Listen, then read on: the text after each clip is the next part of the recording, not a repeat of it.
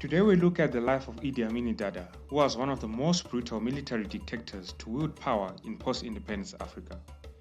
Idi Amin came to power after he overthrew the elected government of Milton Obote and declared himself the president of Uganda. He went on to launch a ruthless 8-year regime in which an estimated 300,000 civilians were massacred. His expulsion of all Asian minorities in Uganda in 1972, as well as his military expenditures, brought about the country's economic decline, the impact of which lasted for decades.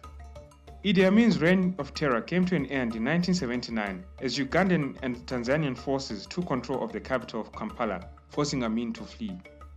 Amin, also known as the Butcher of Uganda, was never brought to book for his horrific crimes, and he lived out the remainder of his life in Saudi Arabia. In this episode, we look at Amin's rise to power, his reign of terror, as well as his eventual demise. If you're new to this channel, remember to subscribe and to click the notifications bell so that you don't miss out on any new uploads that come out every Monday and Friday. Also remember to like and share the video if you enjoy it. Idi Amin was born in the northwest parts of Uganda, near the borders of Sudan and the Congo. His exact birth date is unknown, but many historians believe that he was born around the year 1925. Amin's parents separated when he was very little, and he and his mother moved to the city. There in the city, Amin enrolled into a Muslim school, but he left shortly thereafter, only ever reaching the 4th grade.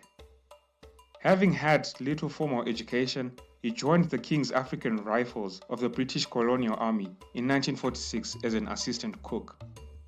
There in the army, he quickly rose through the ranks and he served in the British action against the Mau Mau revolt in Kenya, which was from 1952 to 1956. Blessed with a towering physical stature, Amin was an impressive swimmer, rugby player and boxer. He won the Ugandan light heavyweight boxing championship in 1951 and held that title for 9 straight years. Idi Amin was one of the very few Ugandan soldiers who were elevated to officer rank before the Ugandan independence. After more than 70 years under British rule, Uganda gained its independence on October 9, 1962, and Milton Obote became the nation's first prime minister. Idi Amin and Milton Obote became close allies, with Amin helping Obote to expand the size and power of the Ugandan army. However, as time went on, the two men began to wrangle. The wrangling was as a result of Obote having lost trust in Idi Amin. Obote had survived 2 assassination attempts, and although the brains behind these attempts were unknown, Obote suspected Idi Amin. Milton Obote ordered Amin's arrest while en route to Singapore for a Commonwealth Heads of Government conference.